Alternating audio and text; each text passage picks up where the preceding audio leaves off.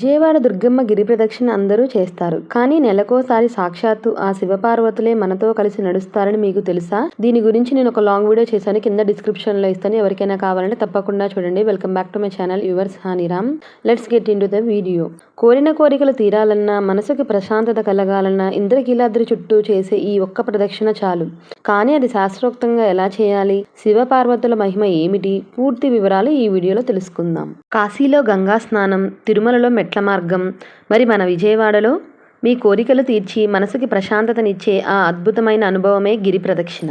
గిరి ప్రదక్షిణ అంటే ఇంద్రకీలాద్రి చుట్టూ చేసే గిరి ప్రదక్షిణ. ఇంద్రకీలాద్రి పేరు వెనుక కథ గురించి తెలుసుకుందాం. పూర్వం కీలుడు అనే యక్షుడు అమ్మవారిని తన హృదయంలో శాశ్వతంగా నిలిచిపోమని కోరుతూ కఠినమైన తపస్సు చేశాడు. అమ్మవారు ప్రత్యక్షమై కృతయుగంలో తాను రాక్షస సంహారం చేశాక కీలుడి కోరిక తీరుస్తానని వరం ఇచ్చింది.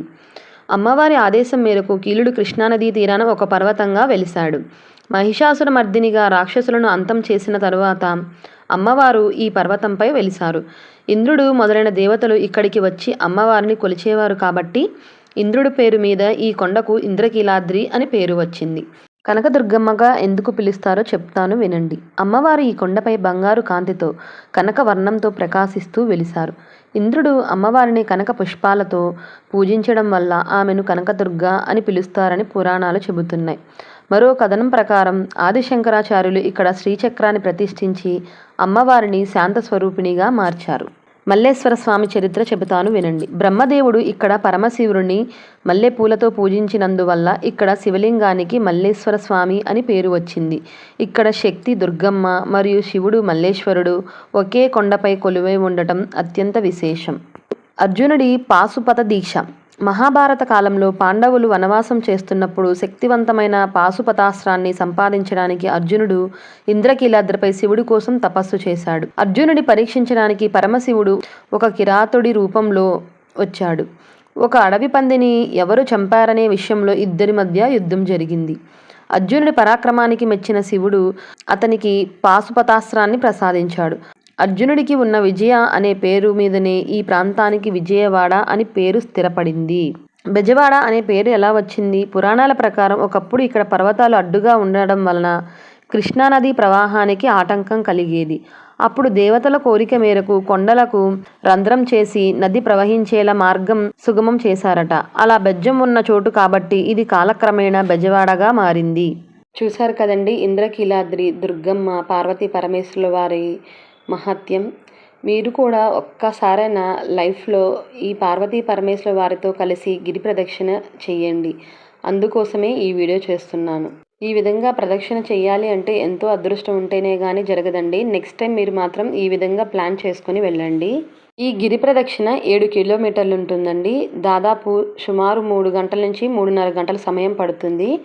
చాలా నిదానంగా పార్వతీ పరమేశ్వరాన్ని తీసుకువెళ్తారు. ఎవ్వరు కూడా కంగారు పడక్కర్లేదండి.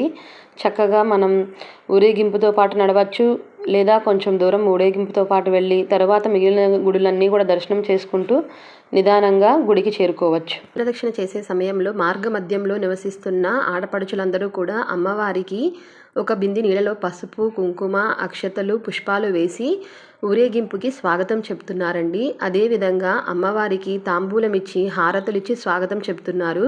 ఈ దృశ్యాన్ని మీ లైఫ్లో ఒక్కసారైనా సరే చూడాల్సిందే. ఈ అనుభూతి నాకు మాటల్లో చెప్పలేనిదండి. మీరు ఒక్కసారి ఈ గిరి ప్రదక్షిణ చేస్తే ప్రతి నెల కూడా చెయ్యాలని అనిపిస్తుంది. అంత అందంగా, అంత ప్రశాంతంగా అనిపించింది నాకైతే. ఈ గిరి ప్రదక్షిణ 7 అంతస్తుల బిల్డింగ్ ఉంటుంది కదండి కొండ కింద, అక్కడి నుంచి స్టార్ట్ అయిందండి. పార్వతీ పరమేశ్వర వారితో సహా స్టార్ట్ చేశారు అందరూ కూడా.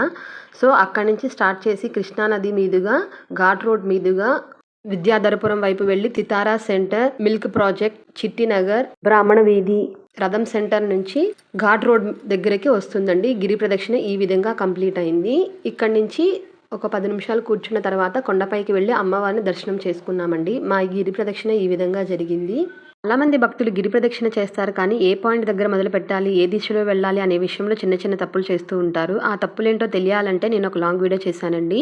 ఎక్కడ మొదలు పెడితే పూర్తి ఫలితం దక్కుతుంది, సమయంలో వెళ్తే ప్రశాంతత ప్రదక్షిణ పూర్తి చేయవచ్చు, గిరి ప్రదక్షిణ మధ్యలో మీరు దర్శించుకోవాల్సిన ఇతర ముఖ్యమైన క్షేత్రాలు, నియమాలు, తీసుకోవాల్సిన జాగ్రత్తలు, వీటి గురించి ఒక లాంగ్ వీడియో చేశానండి. తప్పకుండా చూడండి, డిస్క్రిప్షన్లో ఇస్తాను. నేను ఈ వీడియో ఎక్కువ వ్యూస్ కోసం కాదండి, మీలాంటి లక్షల మంది డివోటీస్కి హెల్ప్ అయ్యే కంప్లీట్ గైడ్ చెప్పానండి.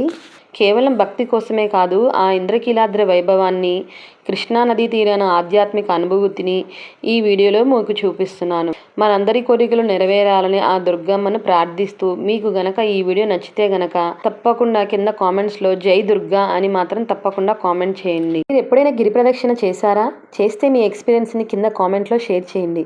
ఇంకా ఏమైనా డౌట్స్ ఉంటే నన్ను అడగండి. ఈ వీడియో మీ ఫ్రెండ్స్ అండ్ ఫ్యామిలీకి గ్రూప్లో షేర్ చేసి వాళ్ళకి కూడా ఈ పుణ్యఫలం దక్కేలా చూడండి. ఇటువంటి మరిన్ని వీడియోస్ కోసం మా ఛానల్ సబ్స్క్రైబ్ చేసుకోవడం మాత్రం మర్చిపోకండి. పక్కనే ఉన్న బెల్ ఐకాన్ని క్లిక్ చేయడం ద్వారా నేను వీడియోస్ అప్లోడ్ చేయగానే మీకు కనిపిస్తాయండి. చాలామంది బెల్ ఐకాన్ని క్లిక్ చేయడం మర్చిపోతున్నారు, అదేవిధంగా లైక్ చేయడం మర్చిపోతున్నారు. మీరు ఇచ్చే లైక్ నాకు ఒక సపోర్ట్గా ఉంటుందండి. ఇటువంటి మరిన్ని వీడియోస్ చేయడానికి నాకు ఒక శక్తిలా పనిచేస్తుంది. Follow for more spiritual updates. జై దుర్గా భవానీ మాతాకి జై. ఏమైనా తప్పుగా చెప్పుంటే క్షమించండి. Thank you for watching. Please subscribe my channel. Yours హనీరామ్.